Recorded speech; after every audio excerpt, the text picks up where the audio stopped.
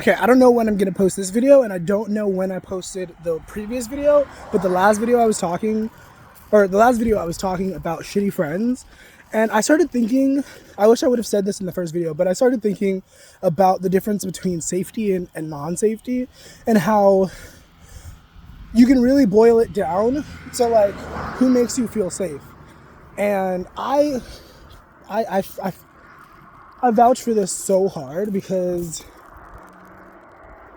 the idea of friendships, the idea of like partnerships is supposed to be like collaboration, like a sort of ladder, like lifting you up, you know? And like obviously it's supposed to be like a mutual lifting, but generally it's supposed to be a lifting up of the individuals.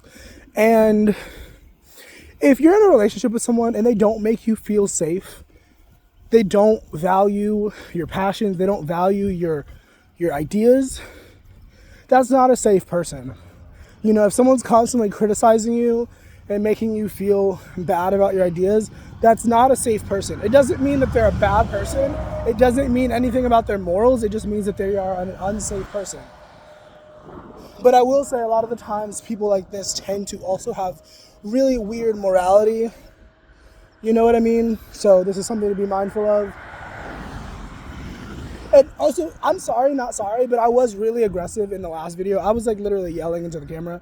But like that's because it really pisses me off. Like as a Gemini, as a person with a lot of Virgo in my chart, it pisses me off that people choose to be such bad friends. You know, and sometimes it's not necessarily their fault. Sometimes that's just how their brains work, you know, how they look at the world.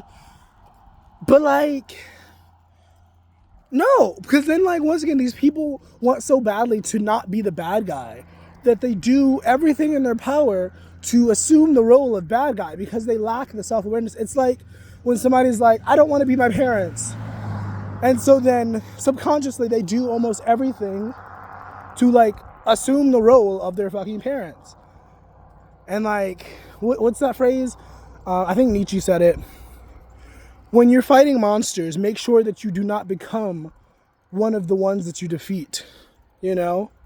And the way this applies is that a lot of people who tend to be shitty friends are people who went through extreme trauma, and instead of like processing that and like really truly sitting with that and like trying to understand it from a positive perspective, instead of doing that, I'm sorry, I'm like being vigilant of the traffic. It's super foggy, as you can see, so it's really hard to see far away. But you know, these people have been through a lot of trauma, and once again, instead of processing it, instead of like really truly allowing it to marinate in their system, they just kind of hold on to it, and whenever they think about it, it just sits in their body, you know? And that's why I stress the importance of letting things out of your body. Like, as I'm saying this, I'm going to stress the importance. Like, it is so necessary that you let things out of your body. Like, even if you're just saying it alone to yourself, it is so necessary. Like, you don't, like, that's why so many people have such hard time controlling themselves in certain situations, because it's like you let so much energy build up, and now it just has to escape. There's no way that it's not going to escape.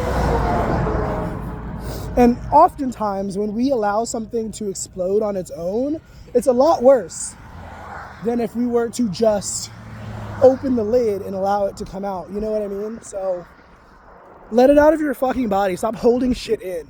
Like, it's so annoying. Like, on an energetic level, whenever I'm around people who hold shit in, it's so uncomfortable. It's so annoying. It is. Like, because, and then the thing is, you don't even recognize that you're holding it because you've spent so much time invalidating yourself. And so, obviously, you would do that to other people. And, like, this is why I stress self-care and self-love in some of my readings, because if you can't fucking love yourself, you can't love anybody else. I made a TikTok about that yesterday. Like, literally, it's not necessarily that you can't be loved if you don't love yourself, but you can't, it's really hard to experience healthy love if you hate yourself, if you dislike yourself, you know? You can disagree with that. You can, like, whatever, but, like, that's the truth. Like,